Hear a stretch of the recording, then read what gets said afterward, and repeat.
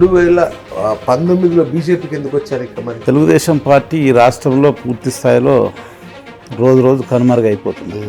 ప్రజలు ఆంధ్ర పార్టీగా ముద్ర వేసి వాస్తవంగా తెలుగుదేశం పార్టీ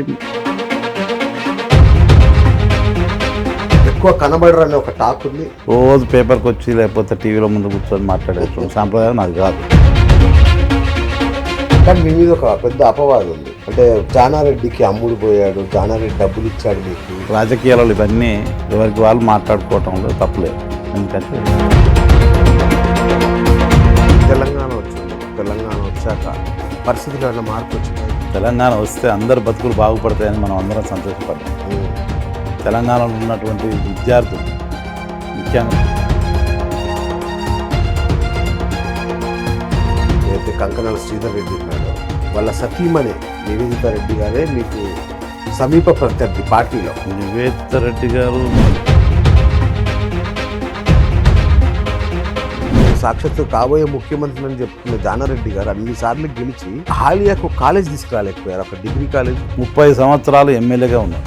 ఒక రాజకీయ నాయకునికి అంతకన్నా ఎక్కువ వ్యవధి అవసరం లేదు. ముఖ్యంగా కానీ కడారి అంజయ్ యాదవ్ వర్సెస్ జానారెడ్డి, ఇది ఎట్లా ఉంటుంది? ఇప్పుడు జరగబోయేది అదే.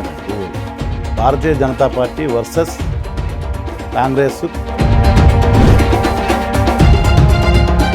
బీజేపీది బలుపు కాదు వాపు. బండి సంజయ్ గారి నాయకత్వంలో తెలంగాణ రాష్ట్రంలో భారతీయ జనతా పార్టీ ఈరోజు దుబ్బాకలో కానీ జిహెచ్ఎంసీలో కానీ రేపు సాగర్లో కానీ గెలవు. బండి సంజయ్కి అంత సీన్ లేదు, కేసీఆర్ ఢీ కొట్టే అంత సత్తా లేదు.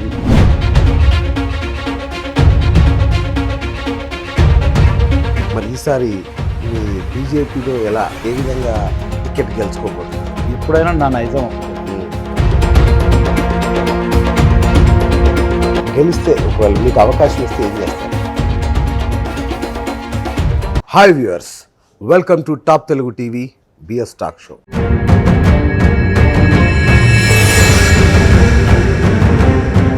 ఈరోజు తెలంగాణ యావత్తు ఒకే ఒక్క నియోజకవర్గం మీద దృష్టి సారించింది. అదే నాగార్జున సాగర్. ఎమ్మెల్యే నోముల నరసింహయ్య గారి అకాల మరణంతో అక్కడ ఉప ఎన్నిక అనివార్యమైంది. ఈ ఉప ఎన్నిక ఇప్పుడు అన్ని పార్టీలకు, జాతీయ పార్టీలతో సహా అన్ని పార్టీలకు అత్యంత ప్రతిష్టాత్మకంగా మారిన నేపథ్యంలో అక్కడ ఎవరి బలం ఎంత, బలగం ఎంత, బలాబలాలు ఏంటనే దాని మీద సర్వత్రా చర్చ నడుస్తుంది. మరి ఇప్పటికీ టీఆర్ఎస్ తన అభ్యర్థి ఎవరో తేల్చుకోలేకపోతున్న పరిస్థితులలో అక్కడ టీఆర్ఎస్ మద్దతు జానారెడ్డికే ఉండబోతుందా అనే ఒక అనుమానం నేపథ్యంలో మరోవైపు బీజేపీ అనూహ్యంగా పావులు కదుపుతోంది. అక్కడ మరి బీజేపీకి ఉన్న ఒకే ఒక్క బలమైన నాయకుడు కడారి అంజయ్య. ఆయన చుట్టే అక్కడ రాజకీయం తిరుగుతోంది. నాగార్జున సాగర్ ఉప ఎన్నిక రాజకీయం అంతా, ఎందుకంటే ఇప్పుడు బీజేపీ పుంజుకుంటున్న తరుణంలో మరి బీజేపీ గెలుపు సునాయాసమా, అక్కడి రాజకీయాల్లో ప్రత్యక్షంగా మంచి బలగం ఉన్న కడారి అంజయ్య గెలుపు శాతం ఎంత తెలుసుకుందాం. ఈరోజు తన మనతో ఉన్నారు. అన్న నమస్తే, ఎలా ఉన్నారు? బాగున్నాను. అప్పుడే ఎన్నిక మొదలు కాకముందే ఎక్కడ చూసినా మీరే కనబడుతున్నారు. ఏంటి, నమ్మకమా లేదంటే ఒత్తిడా? ఒత్తిడి ఏం లేదు, నమ్మకం. నేను ప్రజలతో మొదటి నుంచి కలిసి ఉన్నవాడిని. ఆ నియోజకవర్గంలో పూర్తి స్థాయిలో నేను 2012 నుంచి ఇప్పటి వరకు పూర్తి స్థాయిలో నియోజకవర్గంలో ఉన్నాను. మీరు నియోజకవర్గం ఇన్ఛార్జి కూడా ఉన్నారు కదా టీడీపీలో. 2014లో టీడీపీ నుంచి నేను కాంటెస్ట్ చేసిన. అవును. తర్వాత మిగతా పీరియడ్ 2019 వరకు నియోజకవర్గం ఇన్ఛార్జిగా కూడా టీడీపీకి ఉన్నా. అక్కడ కార్యకర్తలతో, ఇక్కడ వ్యవస్థతో మీకు పూర్తిగా అంటే ఎక్కువ కనబడరని ఒక టాక్ ఉంది. కొంచెం కనిపిస్తే పబ్లిసిటీ ఎక్కువ ఉంటుంది. అచ్చా, ఓకే. నేను పబ్లిసిటీకి అంత ఇంపార్టెంట్ ఇవ్వాలి. Okay okay. ప్రజలతోని కార్యకర్తలతో మమేకమై ఉంటుంది తప్ప రోజు పేపర్కి వచ్చి లేకపోతే టీవీలో ముందు కూర్చొని మాట్లాడేటువంటి సాంప్రదాయం నాకు కాదు. ఓకే. అక్కడ ప్రజలు నడితే చెప్తాను నేను ఎలాంటి వాడిని, నేను ఇప్పుడు అందుబాటులో ఉంటున్నా లేనా అనేది కార్యకర్త నడితే చెప్తాను. మీరు పోయినసారి ఎన్నికల్లో మీరు కాకుండా వేరే వాళ్ళు పోటీ చేశారు ఎందుకు? 2018లో Telugu Desam party Congress party alliance. అవును. ఆ అలయన్స్లో జాతీయ స్థాయిలో పార్టీ ఆలోచన అప్పుడు ఆ రోజు ఓకే. తెలుగుదేశం పార్టీ కూడా జాతీయ పార్టీ. రైట్. ఈ అలయన్స్లో భాగంగా జానారెడ్డి అనే వ్యక్తి కాంగ్రెస్ పార్టీలో కీలకమైన వ్యక్తి. అవును. నేను అడిగిన అప్పటికి పార్టీ పరంగా ఒక బీసీ సామాజిక వర్గంగా నేను అక్కడ ఉన్నాను, మరి కాంగ్రెస్ పార్టీ కూడా మాకు అవకాశం కల్పించాలని చెప్పేసి అడిగినాం. పార్టీలో విజయ పార్టీలో టీడీపీలో అడిగితే సరే అప్పుడున్న సమీకరణలలో మాకు ఇచ్చే పరిస్థితిలో లేదు. అలయన్స్లో మేము ఆ జానారెడ్డి గారికి చేయాల్సి వచ్చింది. ఓకే. 2018 14లో కూడా మీకు మంచి ఓట్లు వచ్చినట్టునే కదా, దాదాపు 25,000 దాకా వచ్చింది. 28,000 వచ్చినాయి. బా. 28,000 ఓట్లు వచ్చినాయి. సో పోయినసారి పోటీ చేయకపోవడం వల్ల మీకు రాజకీయంగా కొంత దెబ్బ తగిలి ఉంటుందిగా. అంటే అప్పుడున్న పార్టీ పరిస్థితుల్లో మనం చేయలేకపోయాం. ఓకే. కానీ ప్రచారంలో నేను ఎక్కడ వెనకలేదు. లేదు. అవును. జానారెడ్డితో పాటు సమాంతరంగా డయాస్ మీద నేను షేర్ చేసుకొని మా కార్యకర్తలను ఉద్దేశించి మాట్లాడిన సందర్భాలు ఉన్నాయి. ఓకే. కానీ మీ మీద ఒక పెద్ద అపవాదం ఉంది, అంటే జానారెడ్డికి అమ్ముడు పోయాడు, జానారెడ్డి డబ్బులు ఇచ్చాడు మీకు. అంటే రాజకీయాలలో ఇవన్నీ ఎవరికి వాళ్ళు మాట్లాడుకోవటంలో తప్పలేదు. ఎందుకంటే ఒక బురద కలిస్తే అయిపోతుంది అనేది కొంతమందికి మనం అంటే గిట్టడం వాళ్ళకు ఉంటుంది. అవును. ఇప్పుడు నేను ఆ రోజు నాకు వచ్చిన ఓట్లే నిదర్శనం. తెలంగాణలో తెలుగుదేశం పార్టీకి ఆంధ్ర పార్టీ అని ముద్ర వేసి తెలంగాణలో చాలా దగ్గరలో డిపాజిట్ రాలేదు. అవును. నాకు 28,000 ఓట్లు వచ్చినాయి. పైగా మేము అక్కడ బలమైన సామాజిక వర్గం యాదవ సామాజిక వర్గం, బీసీలు. నోముల నరసింహయ్య గారు టీఆర్ఎస్ పార్టీ నుంచి ఒకే సామాజిక వర్గం నుంచి పోటీ చేసినారు. రైట్. నరసింహయ్య గారు అప్పటికే ఫ్లోర్ లీడర్. అవును. రాష్ట్రంలో 2 ప్రభుత్వాలు అన్నట్టు కాంగ్రెస్ టీడీపీ ప్రభుత్వాలలో తనదేదైనా ముద్ర వేసుకున్నటువంటి నాయకుడు. న్యాచురల్గా ఆ స్థాయిలో ఆయన వచ్చినప్పుడు నేను ఆయన కనిపించలేదు ప్రజలలో. ఓకే. అట్లా కొంత తగ్గింది తప్ప అక్కడికి అతను కాకుండా వేరే క్యాండిడేట్ వచ్చుంటే మేము ప్రత్యామ్నాయం టీడీపీ ఉండే ఆ రోజు కాంగ్రెస్. ఓకే. అంతే తప్ప ఎక్కడ అట్లాంటి పరిస్థితి లేదు. 2019లో బీజేపీకి ఎందుకు వచ్చారు ఇక మరి? తెలుగుదేశం పార్టీ ఈ రాష్ట్రంలో పూర్తి స్థాయిలో రోజు రోజు కనుమరుగైపోతున్నారు. ప్రజలు ఆంధ్ర పార్టీగా ముద్ర వేసి, అవును, వాస్తవంగా తెలుగుదేశం పార్టీ పేదల పార్టీ, బడుగు బలహీన వర్గాల పార్టీ. దాంట్లో నేను 28 సంవత్సరాలు సుదీర్ఘంగా పార్టీలో పనిచేసిన రాష్ట్ర స్థాయి నాయకులు కదా ఆ పార్టీలో. ఒక సామాన్య కార్యకర్త నుంచి, ఒక గ్రామ శాఖ అధ్యక్షుడి నుంచి, ఒక మేజర్ గ్రామ పంచాయతీ సర్పంచ్ నుంచి, ఒక ఎమ్మెల్యే స్థాయికి గుర్తింపు తెచ్చిన పార్టీ తెలుగుదేశం పార్టీ. రాష్ట్రంలో కూడా కార్యనిర్వాహక కార్యదర్శిగా నాకు పదవి ఇచ్చి గౌరవించినటువంటి పార్టీ తెలుగుదేశం పార్టీ. రాజకీయాలలో ఒక పార్టీ కనుమరుగైతుంటే మళ్ళీ మన ఆల్టర్నేట్ ఏందనేది వెతుక్కోవాల్సిన పరిస్థితి. ఆ తరుణంలో ఇప్పుడు భారతీయ జనతా పార్టీ నరేంద్ర మోడీ గారి నాయకత్వంలో ఒక క్రమశిక్షణ గల పార్టీ కాబట్టి అందులో మేము చేరడం జరిగింది. రైట్. అంటే అప్పటికి టీఆర్ఎస్ అధికారంలో ఉంది, మంచి పార్టీ, ఇక్కడ తెలుగు రాష్ట్రం తెచ్చిన పార్టీ అని ఉంది కాబట్టి మరి టీఆర్ఎస్ వైపుకు వెళ్తే మీకు లాభం కలిగేదేమో కదా. అంటే టీఆర్ఎస్ అప్పటికే కలుషితం అయిపోయింది. ఎప్పుడైతే తెలంగాణ తెచ్చుకున్నామో, తెలంగాణ రాకముందు ఏం మాట్లాడాడు కేసీఆర్ గారు, దళితుని ముఖ్యమంత్రి చేస్తున్నాడు. మేనిఫెస్టోలో అనేకమైనటువంటి వాగ్దానాలు చేశాడు.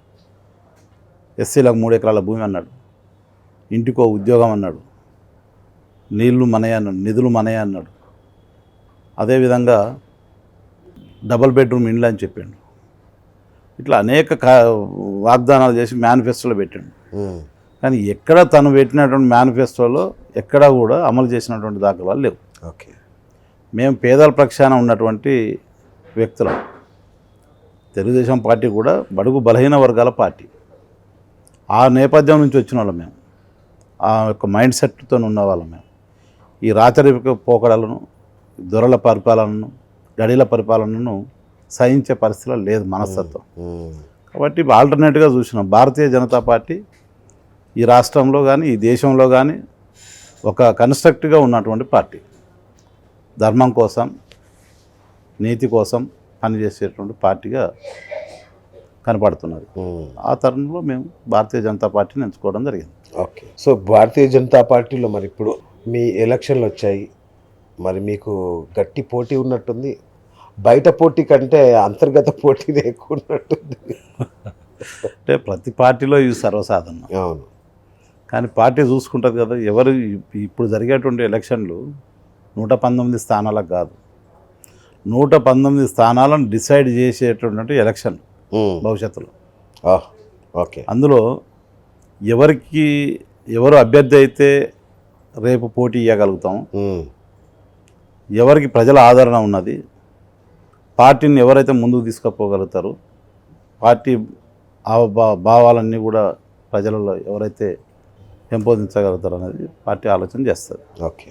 ఆ దిశగా పార్టీ ఏ నిర్ణయం చేసినా కట్టుబడి ఉండాల్సిన బాధ్యత. కానీ అంటే విచిత్రంగా మీ పరిస్థితి ఏంటంటే, మీ పార్టీ జిల్లా శాఖ అధ్యక్షుడు ఏదైతే కంకనాల శ్రీధర్ రెడ్డి ఉన్నాడో వాళ్ళ సతీమణి నివేదిత రెడ్డి గారే మీకు సమీప ప్రత్యర్థి పార్టీలో. నివేదిత రెడ్డి గారు పాపం ఒక మహిళ, ఆమె అంటే మాకు అందరికి కూడా గౌరవం. పార్టీ మనుగడ ముఖ్యం ఈరోజు. అవును. పార్టీ రేపు ఎలక్షన్లు 2023లో గెలవటానికి కావాల్సినటువంటి శక్తి సామర్థ్యాలు ముఖ్యం. ఆ దిశగా పార్టీ ఆలోచన చేస్తుంది. నివేదిత రెడ్డి గారు పోయినసారి పోటీ చేశారు, 2000 పైచిలకు ఓట్లు వచ్చినాయి. ఇవన్నీ కూడా బేరీ చేస్తుంది పార్టీ. ఓకే. పార్టీ ఆలోచన పార్టీకి ఉంటుంది. రెండో విషయం ఏంటంటే, భారతీయ జనతా పార్టీలో కుటుంబ పాలన అనేది ఉండదు. ఓకే. మనం చూసినట్టయితే ఓకే, ఎక్కడ కూడా ఒక అధ్యక్షుడు 2 సార్ల కంటే ఎక్కువ కావటానికి వీల్లేదు. అవును. జిల్లా అధ్యక్షుడు కావచ్చు, రాష్ట్ర అధ్యక్షుడు కావచ్చు, దేశంలో ఉన్న పార్టీ అధ్యక్షుడు కావచ్చు. ఆ చరిత్ర ఒక భారతీయ జనతా పార్టీకే ఉంది.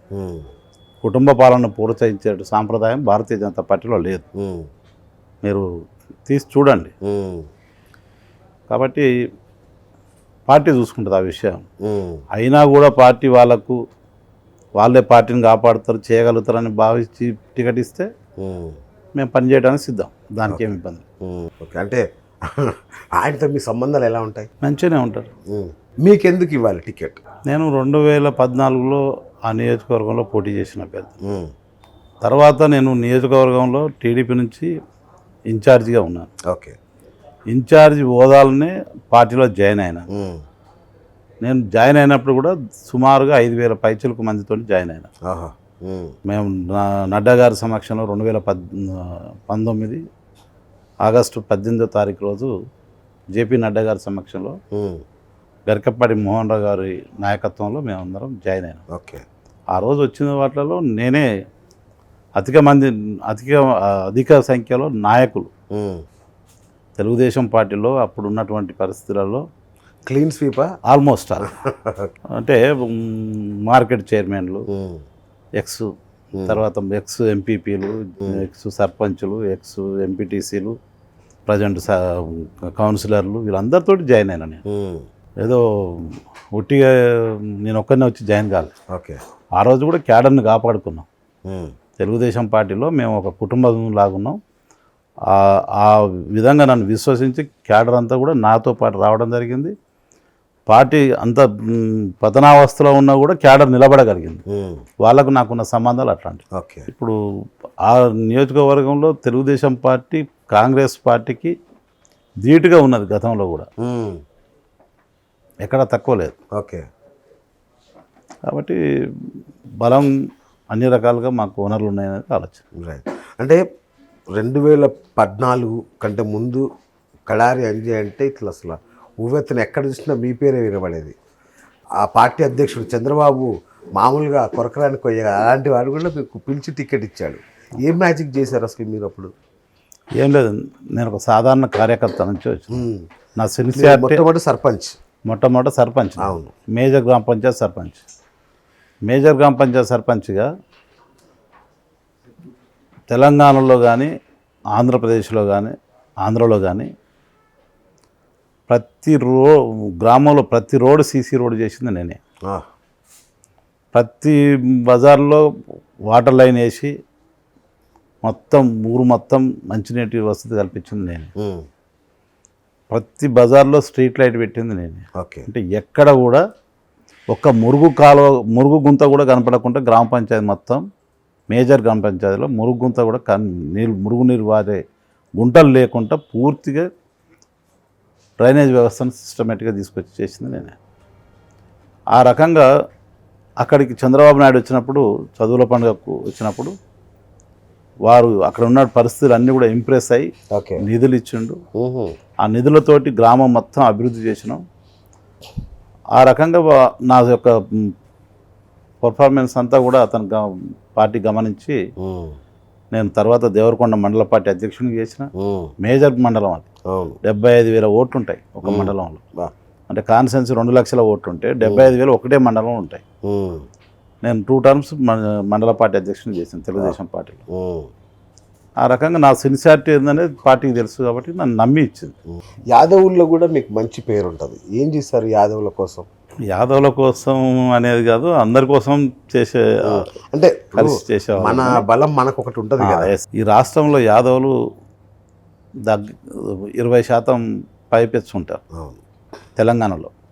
పర్టికులర్గా నల్గొండ జిల్లాలో 23% ఉంటారు జిల్లా వ్యాప్తంగా తీసుకుంటే. Okay. Single largest caste. Okay.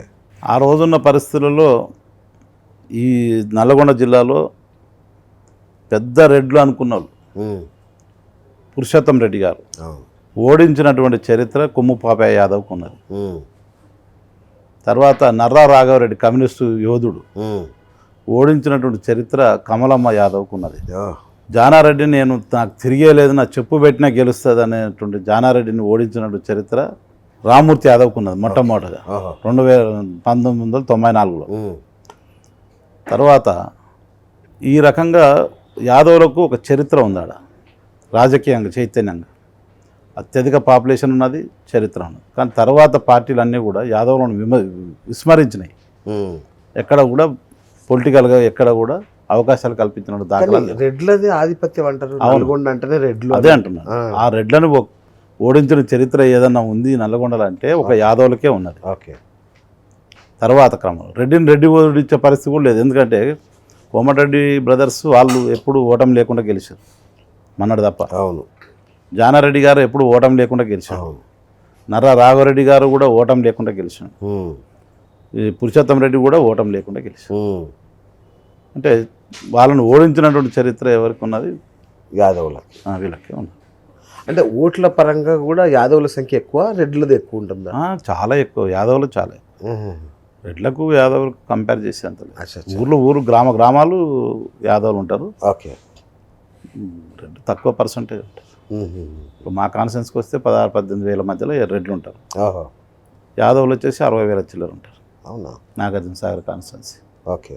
ఆ తరుణంలో అందరూ జిల్లాలో ఉన్నటువంటి యాదవులు అందరూ కలిసి మరి ఇంత చరిత్ర ఉన్నటువంటి యాదవులను విస్మరిస్తున్నారు, మనం ఏం చేయాలని ఆలోచన చేశారు. అప్పుడు ఒక పెద్ద బహిరంగ సభ ఏర్పాటు చేసినాం. 60,000 మందితోటి ఒక జిల్లానే, నల్గొండ జిల్లా నుంచే 60,000 మందితోటి ఒక బహిరంగ సభ ఏర్పాటు చేసి ఆ సభ ద్వారా ఒక సంకేతాలు ఇచ్చినాం. ఓకే. యాదవులకు అన్ని పార్టీలు 4 సీట్లు ఇవ్వాలి. ఓకే అని చెప్పేసి ఒక డిమాండ్ పెట్టినాం, రాజకీయంగా డిమాండ్ పెట్టినాం. ఓకే. అప్పుడు నిజంగా కూడా స్పందించినాయి అన్ని పార్టీలు. అన్ని రోజులు విస్మరించినటువంటి పార్టీలన్నీ కూడా అప్పుడు ఆలోచన చేసినాయి. తెలుగుదేశం పార్టీ ఇక్కడ నాకు నాగార్జున సాగర్లో బొల్ల మల్లయ్య గారికి కోదాడలో ఇచ్చినాయి. ఇదే ఆలేరులో బీజేపీ పార్టీ, భారతీయ జనతా పార్టీ కూడా కాసా వెంకటేశ్వర్లు గారికి ఇచ్చింది. మేమున్న నియోజకవర్గంలో కూడా అప్పుడున్న పరిస్థితులలో ఒక వేవ్ స్టార్ట్ అయింది. హైప్ మీరు అన్నారు కదా, ఇంత ఒక వేవ్ వచ్చేసింది. బీసీలలో ఒక చైతన్యవంతమైనటువంటి వేవ్ వచ్చేసింది. ఎస్సీ ఎస్టీలు కూడా ఆలోచన ఎప్పుడు కూడా జానారెడ్డికి ఎగనెస్ట్గా 2-3%, 5% లోపే ఉంటుంది. అట్లాంటి పరిస్థితులలో మళ్ళీ ఏదో జరగబోతుందనే సంకేతాలు వచ్చాడు. జానారెడ్డి గారు కేసీఆర్ గారు మంచి మిత్రులు వాళ్ళు. ఉమ్. ఎందుకంటే మీరు అసెంబ్లీలో చూస్తే తెలుస్తుంది వాళ్ళ ఫైట్ ఏ విధంగా ఉందనేది తెలుస్తుంది. జానారెడ్డి గారు ప్రతిపక్ష నాయకునిగా ఉమ్. ఆయన ఫైట్ ఏం చేసిండో 5 సంవత్సరాలు అనేది తెలుస్తుంది. ఉమ్. వాళ్ళందరూ కమిట్మెంట్ అయ్యి ఈడ ఓడిపోతే నష్టం జరుగుతుందని చెప్పేసి నోముల నరసింహయ్యని ఒకే సామాజిక వర్గం తీసుకొచ్చి ఆడ పెట్టిండు. ఓకే. ఆ తరుణంలో అక్కడ ఒక డిఫరెన్స్ ఏమొచ్చిందంటే తెలంగాణ ఎడ్యుకేషన్ రోజు రోజుకు గ్రౌండ్లో బాగా బేస్ అయ్యి ఉమ్. హైప్ వచ్చేసింది. ఆయన న్యాచురల్గా కూడా పెద్ద ఫిగర్ నాకన్నా కూడా రాజకీయంగా. అవును. అప్పటికి ఫ్లోర్ లీడరు, అవును. 2 సార్లు 2 ప్రభుత్వాలను గడగడలాడించాడు. వాస్తవం ఒప్పుకోవాలి అది ఎవరైనా. నరసింహ గారు సిపిఎంలో ఉండి అట్లా డిస్టర్బ్ అయ్యి జానారెడ్డి గారు గెలిచారు. ఉమ్. అయితే నేను మొన్న విచిత్రమైన ఒక మాట విన్నా మీ పార్టీ నాయకుల నుంచే. ఈ బీసీలో పెద్ద ఐక్యత ఉండదు, ఏముండదు, అంతా చీలిపోతారు కాబట్టి రెడ్లకే ఆధిపత్యం ఉంటుంది, వాళ్ళే గెలుస్తారు, బీసీలు ఎప్పుడు వాళ్ళల్లో వాళ్ళు కొట్టుకు చావడానికి సరిపోతుంది అని ఒక మాట అదే విన్నా. నిజమేనా? అట్లేం లేదండి. ఉమ్. గతంలో అక్కడ దొరల కుటుంబాలు చాలా ఉన్నాయి. ఓకే. అంటే దొరలు అంటే మామూలు దొరలు కాదు, వేల ఎకరాలు ఉన్నాయి. ఉమ్. అట్లా ఒక 36 కుటుంబాలు ఉంటాయి ఓకే. ఆ నియోజకవర్గంలో. ఓకే. ఇప్పటికీ 2000 ఎకరాలు ఉన్న భూములు, 1800, 1500, 1000 ఎకరాలు, 500, 200 ఉన్న వాళ్ళు కూడా ఇప్పటికి కూడా కొన్ని కుటుంబాలు ఉన్నాయి. ఉమ్. రోజు రోజుకు అమ్ముకోంగా కూడా రైట్. తీసేయంగా కూడా ఇప్పటికి కూడా ఉన్నారు. అట్లాంటి నేపథ్యం ఉన్న నియోజకవర్గంలో నిమ్మల రాములు గౌడ్ ఆయన, ఉమ్. అప్పుడు వారు కూడా పెద్ద కుటుంబం వాళ్ళది. ఓకే. వారికి తండ్రి అన్ని వర్తకాలు పెట్టేది. ఉమ్. పబ్లిక్లో వచ్చి ఆ వర్తకాలు పెట్టిన పేపర్లన్నీ చించేసి తగలబెట్టి ఉమ్. రాజకీయాలకు వచ్చి 3 సార్లు ఎమ్మెల్యే, ఆ. ఒకసారి ఇండిపెండెంట్, 2 సార్లు కాంగ్రెస్ నుంచి ఎమ్మెల్యే. ఉమ్. అంటే చైతన్యవంతమైనటువంటి నియోజకవర్గం. అప్పుడే బీసీలు గెలిచారు అక్కడ. ఉమ్. బీసీ నాయకుడు ఆయన 3 సార్లు గెలిచాడు. ఓకే. తర్వాత ఎలక్షన్లలో జానారెడ్డికి తిరుగులేదు. ఎవరు కూడా ఇంకా అనేక ప్రయోగాలు చేసిన తెలుగుదేశం పార్టీ కూడా. ఆ క్రమంలో కూడా ఆయనకు ఎక్కడా కూడా ఓటమి ఎరగరు. ఉమ్. మళ్ళీ 94లో రామ్మూర్తి యాదవ్ను పెడితే సునాయాసంగా గెలిచాడు. ఉమ్. ఆ రోజు వరకు కూడా నిమ్మల రాములు గారు ఉండి రామ్మూర్తి గారికి ఎంట తోడుండి గెలిపించిన చరిత్ర ఉన్నది. ఓకే. ప్రజలు ఆ రకంగా ఆలోచన చేశారు. తర్వాత మొన్న కూడా 2018లో కూడా నరసింహ యాదవ్ గారు గెలిచారు. ఉమ్. ఏ రెడ్డి గెలవలేదు జానారెడ్డి మీద. ఉమ్. మరి ఇద్దరు యాదవులే గెలిచిరా. ఉమ్. ఉమ్. అంటే రెడ్లే గెలుస్తారని మీరు అంటున్నారు కాబట్టి చెప్తున్నా. అంటే అక్కడ ఉన్న విమర్శ ఏంటంటే ముఖ్యంగా నాగార్జునసాగర్ నియోజకవర్గంలో బీసీలో ఐక్యత లేదు, అది వాళ్ళకి లాభిస్తుంది అనేలాగా చెప్తున్నారు. అదే అంటే బీసీలు అంటే చులకన బాబు. ఓకే. ఇవాళ నిజంగా కూడా 56% బీసీలు ఉన్నారు, ఒక దగ్గర 60% ఉన్నారు. మరి ఐక్యత ఉంటే అన్ని సీట్లు బీసీలకే ఉండాలి. అంటే వస్తుంది రాజకీయ చైతన్యం వచ్చిన రోజు అది తప్పకుండా ఆచరణలోకి వస్తుంది, నో డౌట్. కానీ కొంత టైం పడుతుంది, take more time compulsory. So ఒక నియోజకవర్గంగా చూసుకుంటే తలాపనే కృష్ణమ్మ ప్రవహిస్తుంటుంది, కానీ ఇక్కడ తాగునీటికి సాగునీటికి సమస్య అని చెప్తుంటారు. నిజమేనా? వాస్తవం అండి. వాళ్ళు దూరం అవసరం లేదు. చిన్న ఉదాహరణ ఏంటంటే నాగార్జున సాగర్. మేము చిన్నప్పుడు నాగార్జున సాగర్ చాలా ప్రశాంతమైన వాతావరణం, మంచి గ్రీనరీ, పార్కులు, విపరీతమైన పార్కులు, మౌంటైన్స్ ఇవన్నీ కూడా ఉండేవి. ఈరోజు చూస్తే ఎడారి లాగున్నది, టూరిజం స్పాట్. ఓకే. మొసళ్ళు, రకరకాల చేపలు ఇవన్నీ కూడా పెట్టి అందరి విద్యార్థులకు మమ్మల్ని టూరిస్ట్ స్పాట్గా మమ్మల్ని తీసుకుపోయి అక్కడ చూపించినటువంటి చరిత్ర ఉన్నది. ఈరోజు పోయి సాగర్ చూడండి, నీళ్ళు లేవు. నీళ్ళు ఉంటేనే కదా ఇవన్నీ పార్కులు అన్నీ మెయింటైన్ చేసేది. అక్కడ ఉన్న ప్రజలకు పట్టించుకున్న వాటర్ మంచినీళ్ళు ఇచ్చే ఆలోచన కూడా ప్రభుత్వం చేయలేకపోయింది. అంటే కాంగ్రెస్ జానారెడ్డి గారు, నేను సాక్షాత్తు కాబోయే ముఖ్యమంత్రి అని చెప్పుకున్న జానారెడ్డి గారు అన్నిసార్లు గెలిచి హాలియాకు కాలేజ్ తీసుకురాలేకపోయారు, ఒక డిగ్రీ కాలేజ్. ఏంటి అసలు? ఒక డిగ్రీ కాలేజే కాదు, ఇవాళ రాష్ట్రంలో ఉన్నటువంటి మంత్రులలో అతి సుదీర్ఘకాలం 17 సంవత్సరాలు మంత్రిగా ఉన్నటువంటి వ్యక్తి జానారెడ్డి గారు. అవును. తెలుగుదేశం హయాంలో 14 శాఖలు నిర్వహించారు. ఒక ముఖ్యమంత్రి తప్ప అన్ని శాఖలు ఆల్మోస్ట్ ఆల్ చేశాడు. అవును. 30 సంవత్సరాలు ఎమ్మెల్యేగా ఉన్నాడు. ఒక రాజకీయ నాయకునికి అంతకన్నా ఎక్కువ వ్యవధి అవసరం లేదు. ఇంకేం కావాలి అసలు? కానీ ప్రజలు ఎప్పుడైతే చైతన్యం అవుతారో ప్రశ్నించేటువంటి తత్వం పెరుగుతుంది.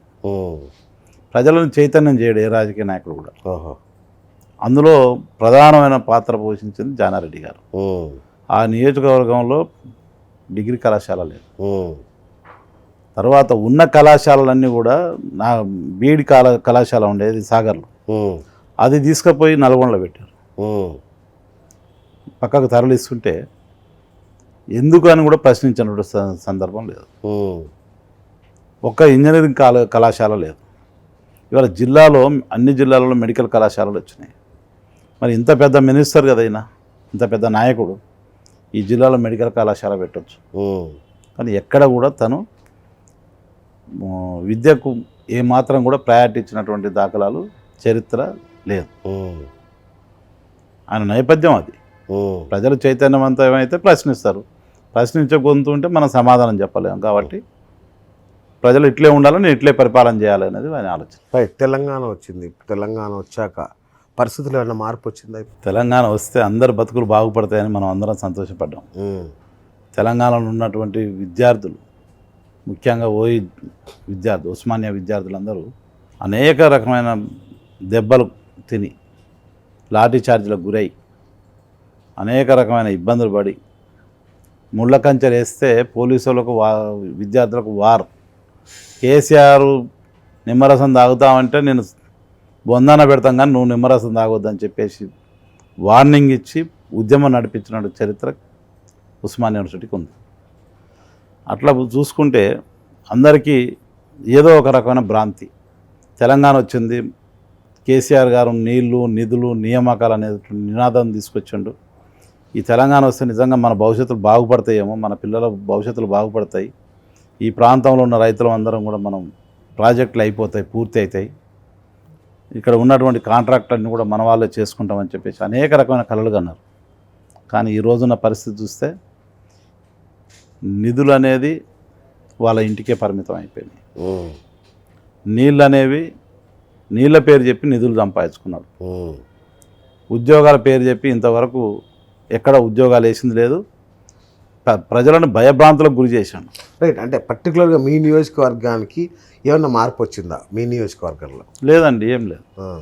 ఇప్పుడు 7 సంవత్సరాలు తెలంగాణ ప్రభుత్వం టీఆర్ఎస్ ఏర్పడి 7 సంవత్సరాలలో అక్కడ ఏం కొత్తగా మార్పులు ఏం జరిగింది లేదు.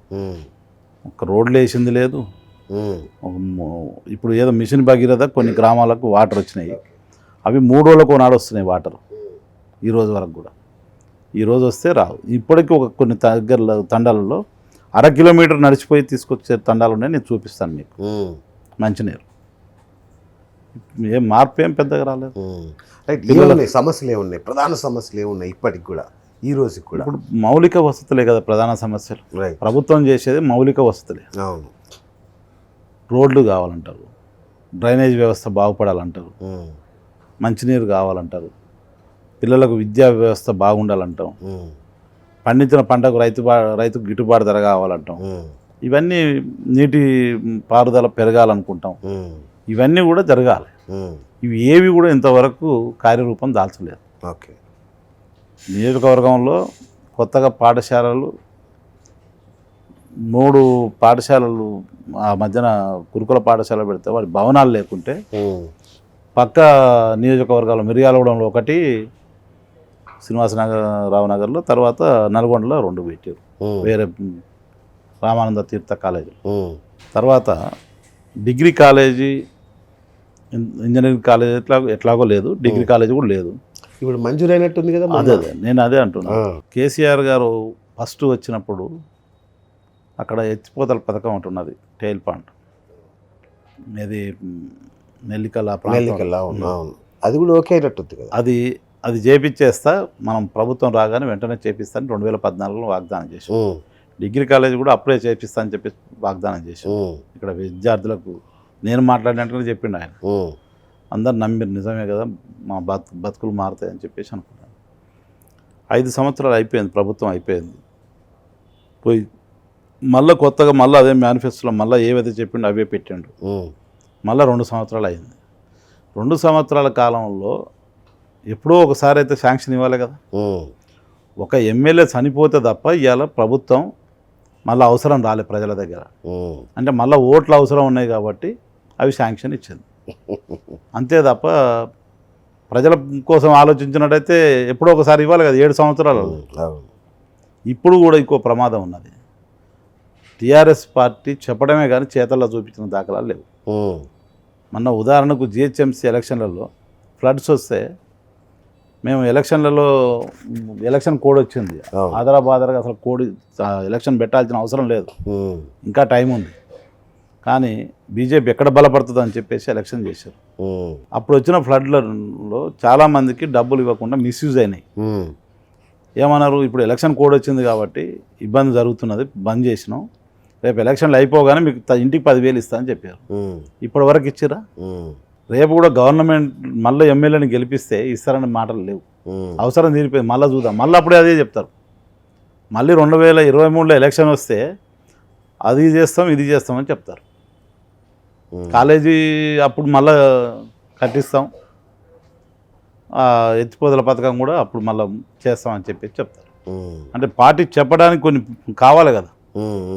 సేమ్ జానారెడ్డి గారు ఏది అవలంబించారో కేసీఆర్ కూడా అదే అవలంబిస్తున్నారు.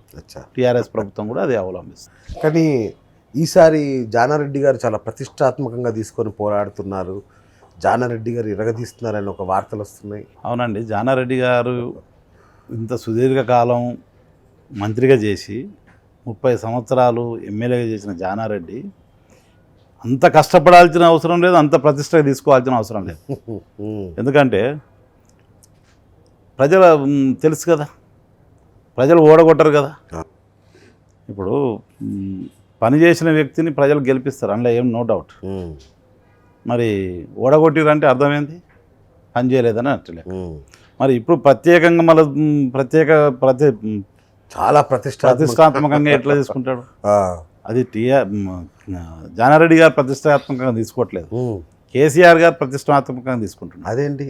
అయ్యో, ఇప్పుడు బీజేపీని నిలువరించాలి, బీజేపీ గెలిస్తే ఈ రాష్ట్రంలో ఇంకా మాకు మనుగడ లేదనేది టీఆర్ఎస్కు స్పష్టంగా ఉన్నది. ఓకే, గెలిస్తే జానారెడ్డి గారన్నా గెలవాలి, తప్పితే టీఆర్ఎస్ని గెలవాలి. టీఆర్ఎస్ జనాలు ఓట్లు వేస్తారు సిద్ధంగా లేదు. జానారెడ్డి ఓడిపోయినాడు మననే, అయ్యో పాపం ఓడిపోయిందని సింపతి క్రియేట్ చేసి ఆయన పెద్ద నాయకుడు అని చెప్పి ఏదో పక్క ఒక ఫ్లో తయారు చేసి గెలిపించాలని ప్రయత్నం చేస్తున్నారు. Okay okay. కానీ అక్కడ ఉన్న ప్రజలు చాలా తెలివికలు. నేను ఇంతకుముందు చెప్పాను కదా, చాలా పొలిటికల్ అవేర్నెస్ ఉన్నది. తెలంగాణలో 119 స్థానాలలో ప్రత్యేకమైనటువంటి గుర్తింపు, రాజకీయ చైతన్యం ఉన్నటువంటి కాన్స్టిట్యున్సీ ఏదైనా ఉందంటే ఒక నాగార్జున సాగరే. ఓకే. ఎస్సీ ఎస్టీ బీసీలందరూ కూడా చైతన్యవంతమైనటువంటి రాజకీయ పరిజ్ఞానం ఉన్నటువంటి వ్యక్తులు అక్కడ. గత చరిత్ర తీసుకుంటే ఎప్పుడు కూడా జానారెడ్డికి పెద్ద మెజార్టీ ఏం లేదు, ఎప్పుడు కూడా 5-10 వేలతోని గెలవటం జరుగుతుంది. వ్యతిరేకంగా ఆయనకు పడ్డ ఓట్ల కంటే ఎక్కువ పడతాయి. ఓకే. ఒకసారి పీఆర్పీతో గెలిచాడు, పీఆర్పీ టీడీపీ పోటీ చేయడం వల్ల గెలిచాడు. ఇంకొకసారి వేరే పార్టీలు అవన్నీ కలిపితే కూడా దరిదాపులోకి వచ్చినాయి. ఒక 2-3 సార్లు తప్పితే 5-6 సార్లలో 2-3 సార్లు ఆయన లక్కీగా ఇక్కడ యువతల బలహీనతల వల్ల గెలిచిండే తప్ప పెద్ద అదేం లేదు. మేము చేసినప్పుడు కూడా 86,000 ఓట్లు పైన వస్తే ఆయనకు 67,000 చిల్లర వచ్చింది. అంటే ఎప్పుడు కూడా ఆయనకు వ్యతిరేకంగానే అక్కడ ప్రజలు తీర్పు ఇస్తున్నారు. ఓకే. కాకుంటే అది ఒక సైడు కేంద్రీకృతం కావటం లేదు. రైట్. అనుకుందాం, కడారి అంజయ్ యాదవ్ వర్సెస్ జానారెడ్డి, ఇది ఎట్లా ఉంటుంది? ఇప్పుడు జరగబోయేది అదేనండి. Bharatiya Janata party versus Congress, TRS రెండు కలిపి ఒకటే. అవునా? మీరు చూడండి, రేపు ఎలక్షన్లో జరగబోయేది ఇదే పరిణామం. భారతీయ జనతా పార్టీకి ప్రత్యామ్నాయంగా ఒకరే నిలబడతారు, 2 పేరుతోని ఒకరే ఉంటారు, ఇంటర్నల్గా ఒకరు సపోర్టు ఒకరు ఉంటారు. అదే జరగబోతున్నది. ఖచ్చితంగా అక్కడ ప్రజలు దానికి వ్యతిరేకంగానే భారతీయ జనతా పార్టీ తీర్పునివ్వబోతున్నారు. మరి అంజన్నకు అంత శక్తి ఉందా? తప్పకుండా. ఒక రాష్ట్ర ప్రభుత్వాన్ని, ఒక ప్రజలు చైతన్యవంతులు మెగాస్టార్. అంటున్నా నేను, అందుకోసం అంజన కాదాడ. ఆ, ప్రజలు చైతన్యవంతులు. ఉమ్, భారతీయ జనతా పార్టీ ఈ రోజున్న పరిస్థితులలో ఈ రాష్ట్రంలో ఉన్నటువంటి టీఆర్ఎస్ ప్రభుత్వాన్ని నిలువరించాలన్నా, వాళ్ళ ఆగడాలు ఆపాలన్నా, వాళ్ళ అవినీతిని అంతమొందించాలన్నా ప్రజలు ఆలోచన చేస్తున్నారు. ఉమ్, భారతీయ జనతా పార్టీ ఒక్కటే ప్రత్యామ్నాయం, ఉమ్, కాంగ్రెస్ అనేది లేదు. ఓకే. ఎందుకంటే ఇంట్లో గెలిస్తే అన్నముడు పోతారు. ఉమ్, ఉదాహరణకు అండ్లకు పోకపోయినా జానారెడ్డి గారు అదే పాత్ర పోషించుండు. ఓకే. 2014 నుంచి 2018 వరకు పెద్దలు జానారెడ్డి గారు అంటే సంతోషపడ్డాడు. ఉమ్, వీళ్ళ అందరి చీకటి ఒప్పందాలు, ఉమ్, ఒకరికొకరు. నువ్వు గిలినట్టుండు, నేను కొట్టినట్టుండు, ఏడిచినట్టు ఉండాలి. ఈ విధానంతోనే ఉన్నారు తప్ప ఉమ్, ప్రజల పక్షాన పోరాటం చేసినటువంటి చరిత్ర ఉందని తీయండి. ఉమ్, ప్రజలకు నిరుద్యోగులకు ఉద్యోగాలు ఇస్తామని చెప్పేసి ఇంటికో ఉద్యోగం అన్న కేసీఆర్ గారు ఆ దిశగా అడుగులు వేయలేదు, ప్రభుత్వ కార్యాచరణ చేయలేదు. ఉమ్, మిగులు బడ్జెట్ ఉన్నటువంటి రాష్ట్రం అప్పుల రాష్ట్రంగా మారిపోయింది. ఉమ్, ప్రతిపక్ష నాయకులు మీరు పెద్దలు, మరి ఏది మీ పాత్ర ఏది? ప్రతిపక్షంలో మీ పాత్ర ఏది? మీ పక్షం నాయకులు మాట్లాడితే కూడా నోరు మూయించినటువంటి అవి ఉన్నాయి. ఉమ్. ఎవరు? మన ఎమ్మెల్యే సంపత్ సంపత్ సంపత్ గారు అయ్యాడు కదా. అవును. చాలా స్పష్టంగా మాట్లాడాడు. ఉమ్, టీఆర్ఎస్ యొక్క ఆగడాలు, వాళ్ళ చేస్తున్నటువంటి దుర్మార్గమైనటువంటి కార్యక్రమాలు ఏవైతే, కుటుంబ పాలన ఏదైతే ఉన్నదో దాన్ని ఎండగడితే అతన్ని పాపం డిసప్పాయింట్ చేసింది. ఉమ్, అంటే ఒక ప్రతిపక్ష నాయకునిగా పనికిరాడు అనేది స్పష్టమైంది ఓకే. జానారెడ్డి గారు. రేపు అక్కడ ఈ రాష్ట్రంలో ప్రజా గొంతుక కావాలి, ప్రజల పక్షాన నిలబడేటువంటి నాయకుడు కావాలి, ప్రజల వాయిస్ వినిపించేటటువంటి వ్యక్తి కావాలి ఆడ. ఆ దిశగా భారతీయ జనతా పార్టీ షూటబుల్. రైట్. ఇవాళ కాంగ్రెస్ ఉమ్, అమ్ముడు పోతుంది. ఉమ్, ఏ పార్టీ అయినా అమ్ముడు పోద్దు అనేది ప్రూవ్ చేసింది కదా. టీడీపీలో ఉన్న క్యాండిడేట్లు అందులోకి పోయి అధికార పార్టీలోకి పోయారు, ఉమ్, కాంగ్రెస్లో ఉన్న వాళ్ళు అధికార పార్టీలోకి పోయారు. ఉమ్, ఒక్క భారతీయ జనతా పార్టీ నిక్కచ్చిగా నిలబడి పోరాటం చేస్తున్నటువంటి పార్టీ ఉమ్. భారతీయ జనతా పార్టీ. రైట్, ఒప్పుకుంటా. అయితే పార్టీ కూడా ఈ ఎలక్షన్ని చాలా ప్రతిష్టాత్మకంగా తీసుకుంటున్నట్టు వింటున్నాం. ఈవెన్ అమిత్ షా గారు కూడా నియోజకవర్గానికి రాబోతున్నారు ప్రచారానికి అని కూడా వింటున్నాను. సో ఒక జాతీయ స్థాయిలో ఈ ఎన్నిక మీద ఒక దృష్టి ఉంది, అందరి దృష్టి ఈ ఎన్నిక మీదే ఉంది. ఈ నేపథ్యంలో ఒక ఎన్ఆర్ఐ దిగుతాడు, లేదంటే ఇంకొక విజయశాంతి గారు దిగుతారు, ఇంకొకరు వస్తారు, ఇట్లా రకరకాల మాటలు వినబడుతున్నాయి. వీటన్నిటిని తట్టుకొని మీరు నిలబడతారా? మీకున్న నమ్మకం ఏంటి? నాకున్న నమ్మకం ఒకటండి, భారతీయ జనతా పార్టీ మీద ఉన్న నమ్మకమే నాకు. ఓకే. భారతీయ జనతా పార్టీ అన్ని కోణాలలో ఆలోచిస్తుంది. ఉమ్, ఇవాళ జరిగేటువంటి, మీరు అన్నారు కదా, ఇది చాలా ప్రతిష్టాత్మకమైనటువంటి ఎలక్షన్. ఉమ్, భారతీయ జనతా పార్టీ చాలా ప్రతిష్టాత్మకంగా తీసుకుంటుంది. ఉమ్, అంటే టీఆర్ఎస్ పార్టీ ప్రతిష్టాత్మకంగా తీసుకుంటుంది, కాంగ్రెస్ పార్టీ కూడా తీసుకోవాలని ప్రయత్నం చేస్తుంది. ఉమ్. ఇవన్నీ కూడా మూడు పార్టీలకు చాలా జీవన్మరణ సమస్య. ఎస్. ఇవాళ గెలిచిన పార్టీ రేపు అధికారం రాబోతున్న సంకేతాలు, ఇండికేషన్ ఇచ్చేటట్టు ఎలక్షన్. ఇందులో ఎవరికిస్తే పార్టీ ప్రయోజనాలు నెరవేరుతాయి, ఉమ్, ఎవరికిస్తే పార్టీలో మనం పోటీ ఇవ్వగలుగుతాం, ఉమ్, అక్కడ ఉన్నటువంటి స్థానిక పరిస్థితులు ఏంటివి, నాయకత్వ లక్షణాలు ఏంటివి, ఇవన్నీ కూడా పరిగణలోకి తీసుకుంటారు భారతీయ జనతా పార్టీ. ఉమ్, సుదీర్ఘ చరిత్ర ఉన్నటువంటి పార్టీ, ఏదో ఇవాళ పుట్టి రేపు వచ్చిన పార్టీ కాదు.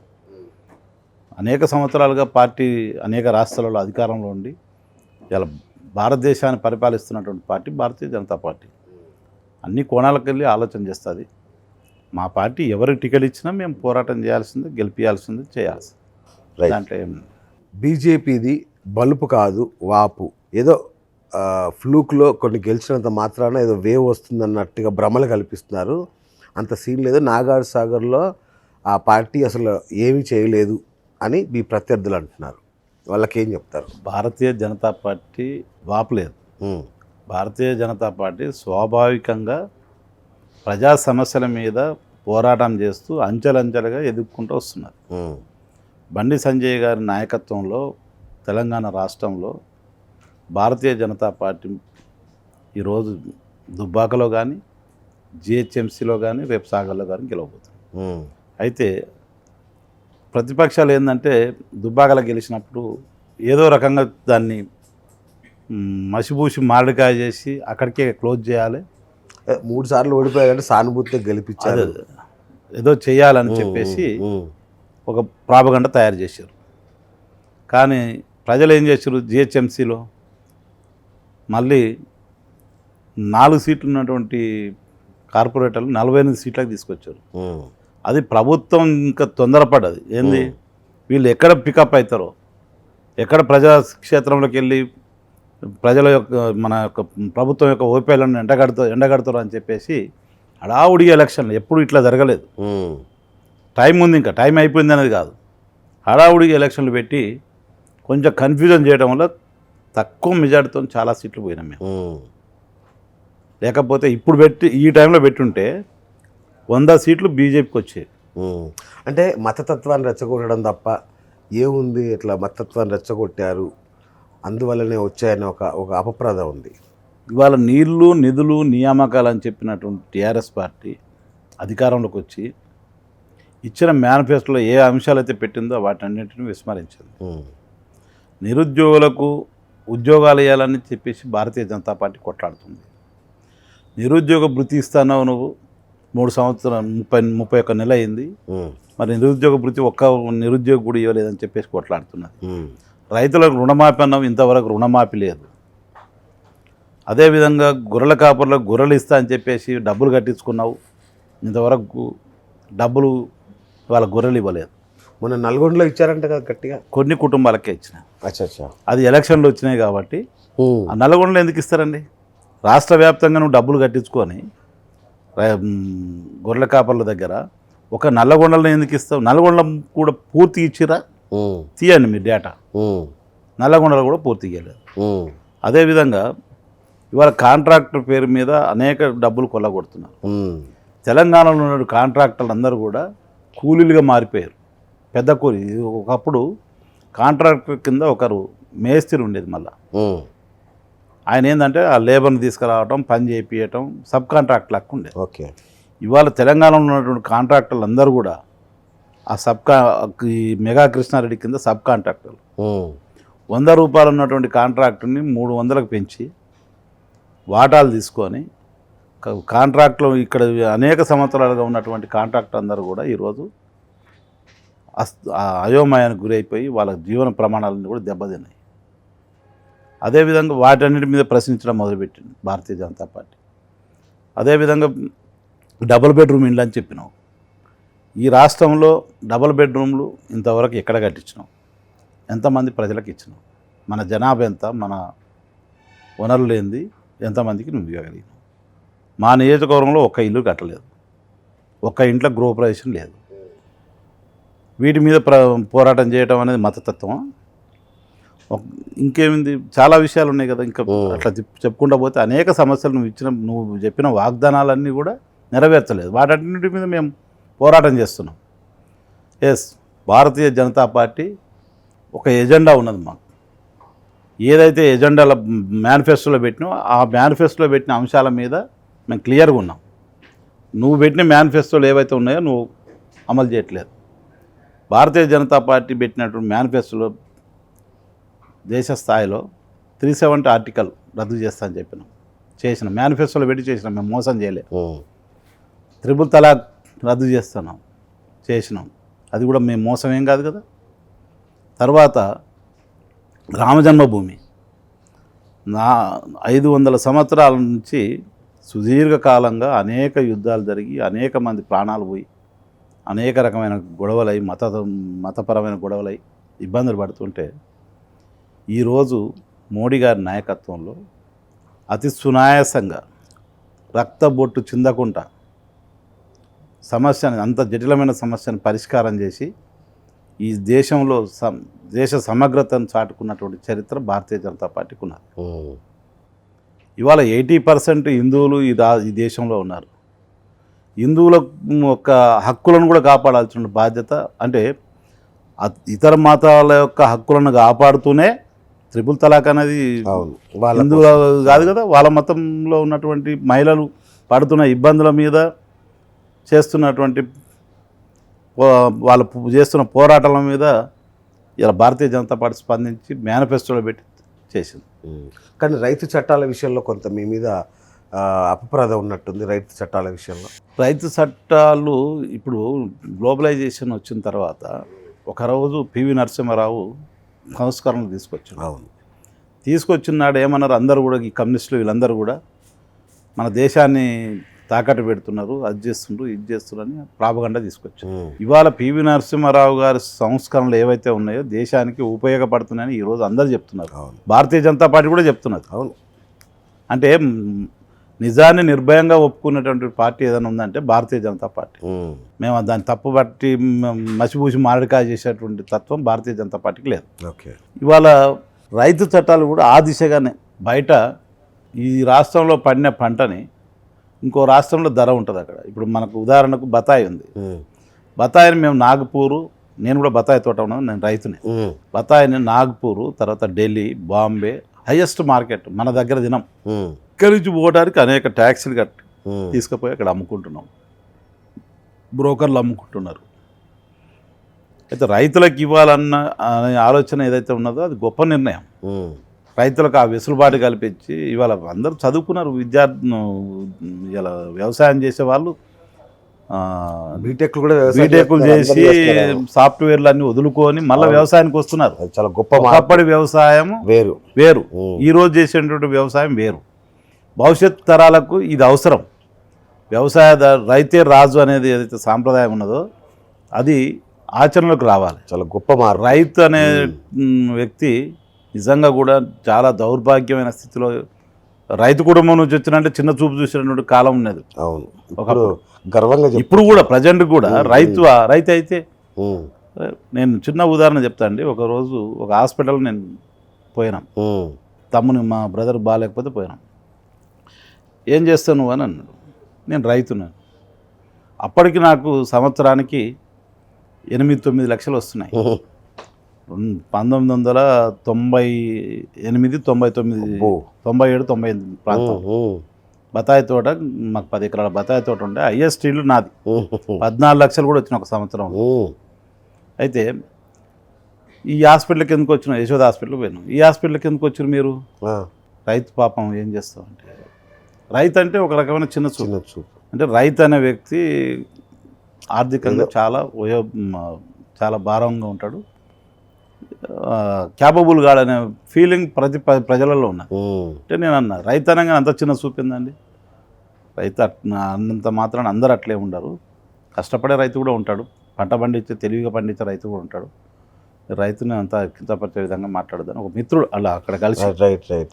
అంటే అప్పుడే అపోహ ఉన్నది, ఇప్పుడు ఇంకా అట్లే ఉన్నది. ఇప్పుడు ఈ గ్లోబలైజేషన్లో ఈ రైతు వ్యవస్థ ఏదైతే ఉన్నదో రాష్ట్రంలో అన్ని ప్రదేశాలకు అమ్ముకునే వెసులుబాటు చదువుకున్న వ్యక్తులు ఇలా రైతుగా మారుతున్నాడు. అతను ఎక్కడికైనా తీసుకుపోగలడు. ప్రపంచాన్ని సెల్ ఫోన్లో చూసే ఈ రోజులలో ఇక్కడ పడిన పంటను ఎక్స్పోర్ట్ చేయటంలో పెద్ద కష్టమేం కాదు. ఆ స్థాయికి ఎదగాలి. వనరులు కల్పించినప్పుడే కదా ఎదిగేది, ఆ వెసులుబాటు కల్పించినప్పుడే కదా. మా ప్రభుత్వం ఆ దిశగా పనిచేస్తున్నది. అక్కడ కొన్ని ప్రత్యేకమైన పరిస్థితులు పంజాబ్లో అవన్నీ ఉండి మండీ వ్యవస్థలు అవన్నీ ఉండడం వల్ల వాళ్ళు ఏ రైతు కూడా నెలలు ఉద్యమం చేయలేదు. చరిత్ర తీసుకుని నెలల తరబడి చేస్తున్నారు. అంటే వాళ్ళు డబ్బులు ఇచ్చి చేపిస్తున్నారు, అక్కడ స్పష్టంగా కనపడుతున్నది. అంతే తప్ప ప్రభుత్వం చేసుకున్న నిర్ణయము, భారతీయ జనతా పార్టీ ఈ దేశం కోసం ఆలోచిస్తుంది, ధర్మం కోసం ఆలోచిస్తుంది. దేశంలో ఉన్న ప్రతి వ్యక్తి ఒక గొప్ప వ్యక్తిగా వెలుగొందాలి, ప్రపంచ దేశాలలో భారతదేశం ఒక కీర్తి ప్రతిష్టలు పెరగాలని చెప్పేసి ఆలోచించినటువంటి పార్టీ భారతీయ జనతా పార్టీ. ఇంతవరకు చిన్న అవినీతి ఆరోపణ లేనటువంటి పార్టీ భారతీయ జనతా పార్టీ. మరి రైతుని కించపరిచే విధంగా రైతు ఇబ్బంది పడే పరిస్థితి ఎందుకు తీసుకొస్తుంది? అత్యధిక 70%, 80% రైతాంగం ఉంది ఈ దేశంలో. ఈ రైతాంగం ఎప్పుడైతే అభివృద్ధి చెందుతుందో ప్రపంచ దేశాలతోటి మనం పోటీ పడతాం. ఆ దిశగా ఆలోచన చేస్తుంది పార్టీ. మన నియోజకవర్గానికి వెళ్తే మీరున్నారు, ఇంకా కొందరు పోటీదారులు ఉన్నారు, కొందరు విదేశాల నుంచి ఇంపోర్ట్ అవుతారు అంటున్నారు, కొందరు హైదరాబాద్ నుంచి ఇంపోర్ట్ అవుతారు అంటున్నారు, రకరకాల పేర్లు వస్తున్నాయి. వీళ్ళందరిలో కడారి అంజయ్యే బెస్ట్, ఈయనకే ఇవ్వాలి టికెట్ అని చెప్పడానికి మీరు ఏం చెప్తారు? గతంలో కూడా ఇలాంటి సందర్భాలు చాలా వచ్చినాయి. డబ్బున్నోడే వచ్చి రాజకీయం చేయాలి అనేది మొదటి నుంచి లేదు, మధ్యలో వచ్చింది. తర్వాత భారతీయ జనతా పార్టీ వచ్చిన తర్వాత ఒక సిస్టమ్ డెవలప్ అవుతుంది. నరేంద్ర మోడీ గారు ప్రధానమంత్రి అయ్యాడు, 2 సార్లు ఛాయ అమ్ముకునేటువంటి వ్యక్తి నరేంద్ర మోడీ గారు ఈ దేశ ప్రధానమంత్రి అయ్యాడు. రాజకీయాలలో డబ్బే ప్రధానం కాదు, క్యారెక్టర్ కూడా ఇంపార్టెంట్ అని. బండి సంజయ్ గారు ఈ రాష్ట్రంలో ఒక సాధారణ కార్యకర్త, పార్టీకి ఒక కార్పొరేటర్, తర్వాత ఎమ్మెల్యేగా ఎదిగిండు, ఎంపీ అయ్యిండు, తర్వాత రాష్ట్ర అధ్యక్షుడు అయ్యిండు. అంటే భారతీయ జనతా పార్టీ ఆడంబరాలకు పోయే పార్టీ కాదు. ఓకే, గ్రౌండ్ రియాలిటీ చూస్తుంది. గ్రౌండ్లో ఎవరు అయితే సూటబుల్, ప్రజలకు ఎవరు దగ్గర ఉన్నారు, ప్రజలతో ఎవరు మమేకమై ఉన్నారు, ప్రజల కోసం ఎవరు పనిచేస్తారు, మా పార్టీని ఎవరు ముందలు తీసుకుపోతారు, పార్టీ యొక్క ఆలోచన విధానాన్ని ఎవరు కొనసాగిస్తారు. ఇప్పుడు ఇవాళ సూట్ కేసులు పట్టుకొని వచ్చిన ఆయన ఏం చేస్తాడు పాపం, ఆయన సూట్ కేసు తెచ్చి మళ్ళీ ఆ సూట్ కేసుకుని 2 ఇంతలు సంపాదించుకొని పోవాలని ఆలోచిస్తారు. గత ప్రభుత్వాలలో అన్నీ అట్లే జరిగింది. కానీ భారతీయ జనతా పార్టీ అట్లాంటి సాంప్రదాయం లేదు. ఇలా ఎక్కడ కూడా దాన్ని ఎంకరేజ్ చేసే పరిస్థితిలో భారతీయ జనతా పార్టీ లేదు. కాబట్టి అక్కడ ఉన్న మా పరిస్థితులకు అనుకూలంగానే పార్టీ ఆలోచన చేస్తుంది. అయితే Anjanna okay, vote bank okay, యాదవ్ల బలం ఉంది, అన్ని రకాలుగా ఓకే, కానీ అంజన్న దగ్గర డబ్బులు లేవు అని ఒక టాక్ నడుస్తుంది. ఇప్పుడు అదే ఎందుకు అంటే వీళ్ళని ఢీ కొట్టగలరా, ఈ పెద్ద మత్తే బాల్ని ఢీ కొట్టగలిగే డబ్బులు ఉన్నాయా? చెప్తున్నాను కదా, అంజన్న కాడ డబ్బులు లేవు. ఎస్ రైట్, డబ్బులు పెట్టి రాజకీయం చేయాల్సిన అవసరం భారతీయ జనతా పార్టీ. ఓటుకు 5,000 10,000 ఇవ్వాలిగా. లేదు, మేము ఇవ్వమంటున్నాం కదా. మేము ప్రజా గొంతుక మాది. భారతీయ జనతా పార్టీ ఇవాళ ప్రశ్నించే గొంతుక. ఓకే, ప్రజల పక్షాన పోరాటం చేసి ప్రజాక్షేత్రంలో పోరాటం చేసి గెలుస్తానికే మేము సిద్ధం. ఇవాళ దుబ్బాక ఎలక్షన్ చేశారు, జిహెచ్ఎంసీ ఎలక్షన్ చూశారు. అధికార పార్టీ డబ్బు మద్యం విచ్చలవిడిగా పెట్టింది. భారతీయ జనతా పార్టీ కార్యకర్తలు, సాధారణ కార్యకర్త కూడా గెలిచింది జిహెచ్ఎంసీ ఎలక్షన్లో. మీరు గమనించుంటారు మన ఎలక్షన్లలో. మేము డబ్బుకు ప్రాధాన్యత ఇచ్చే పార్టీ కొన్ని చోట్ల. సరే, ఇప్పుడు అది వాళ్ళతో పోలిస్తే మేము ఎక్కడ కాదు. అది ఓకే. ఇప్పుడు కూడా రేపు దుబ్బాకలో అయితే విచ్చలవిడిగా ఖర్చు పెట్టారు వాళ్ళు. మా వాళ్ళని ఉట్టిగానే వాళ్ళే డబ్బులు ఇచ్చి మా వాళ్ళని పట్టించి బదనాం చేశారు.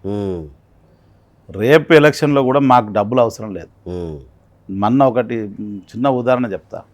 వాజ్పేయి గారు జయంతి ఉత్సవాలు జరిపినాం, ఒక పిలిపించినాం. దగ్గర 12-13 వేల మంది యువత స్వచ్ఛందంగా వచ్చారు. ఒక బైక్ ర్యాలీ పెడితే 15 కిలోమీటర్లు కంటిన్యూగా బైక్ ర్యాలీ, 6,500 7,000 బైకులు వచ్చినాయి.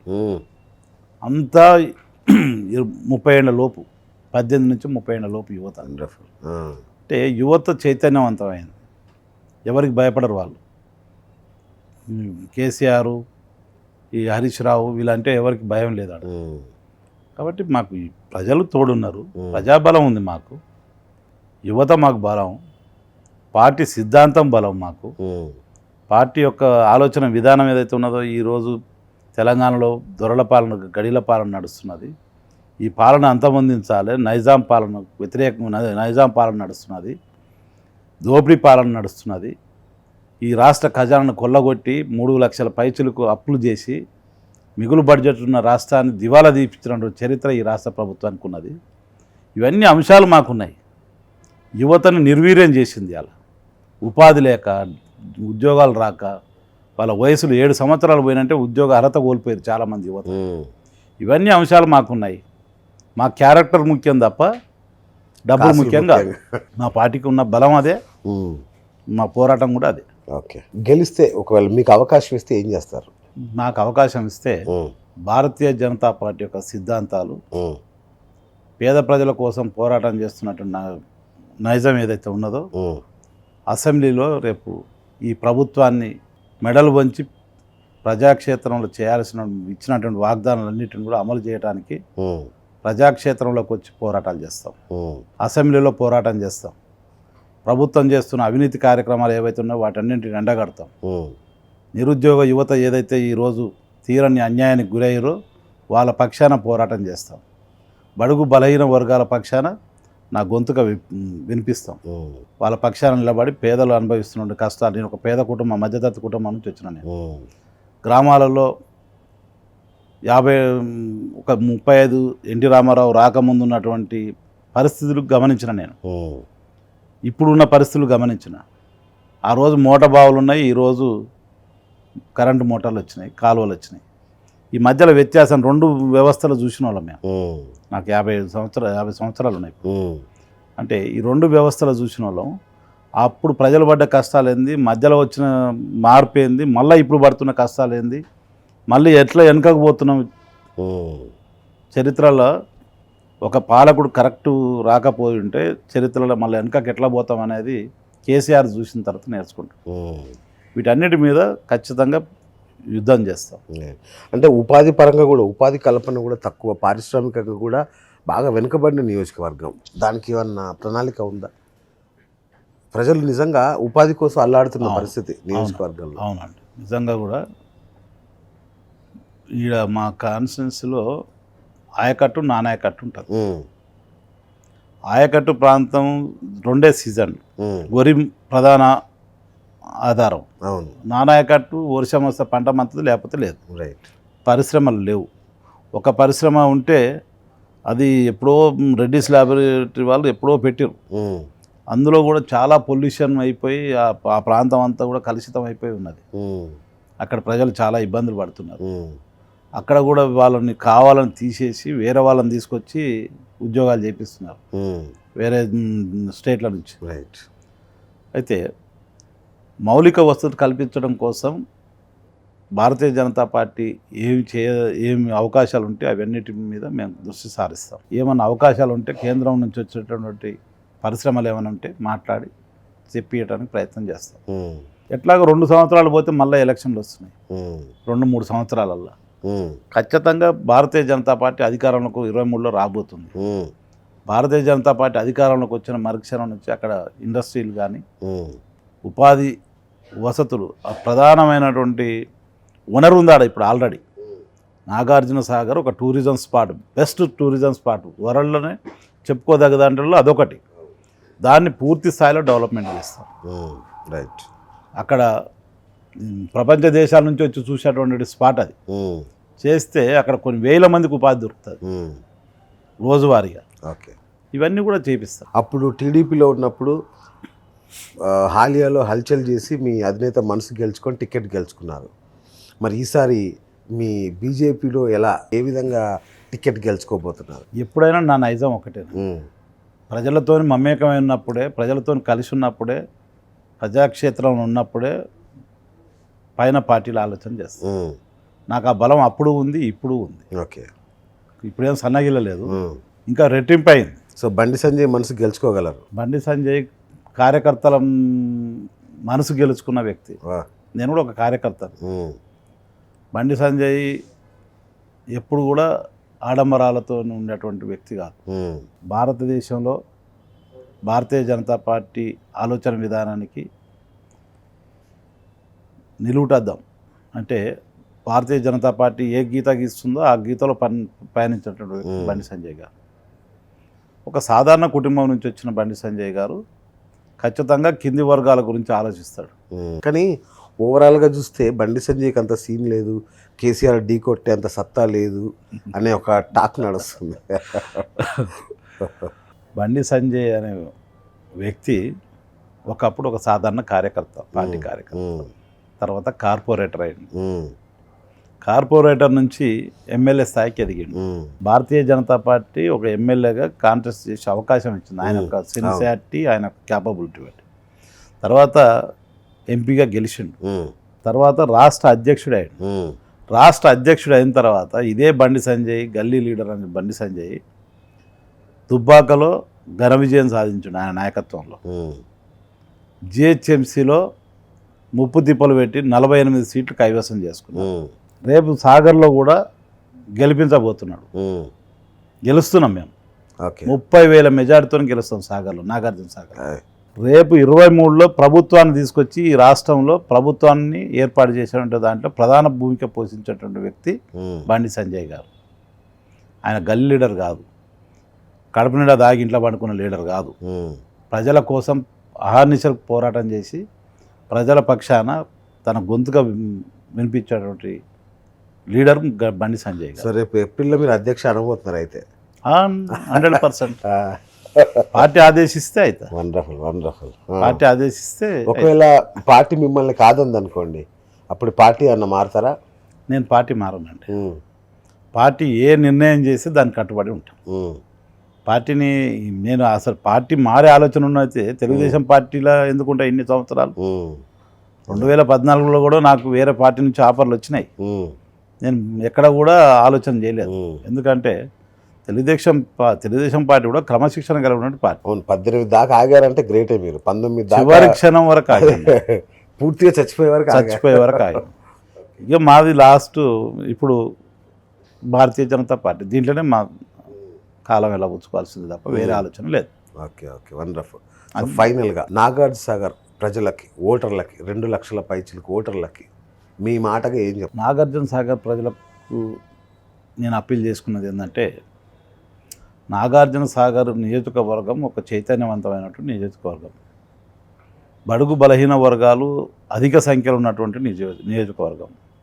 మీ ఆలోచన విధానం ఏదైతే ఉన్నదో ఈ రాష్ట్రాన్ని ఒక మలుపు తిప్పే విధంగా, రాష్ట్రం యొక్క పరిణామాలన్నీ కూడా, రాష్ట్రంలో జరుగుతున్న పరిణామాలన్నింటినీ కూడా మీరు దిక్సూచిగా ఉండాల్సినటువంటి బాధ్యత నాగార్జున సాగర్ నియోజకవర్గ ప్రజలపైన ఉన్నది.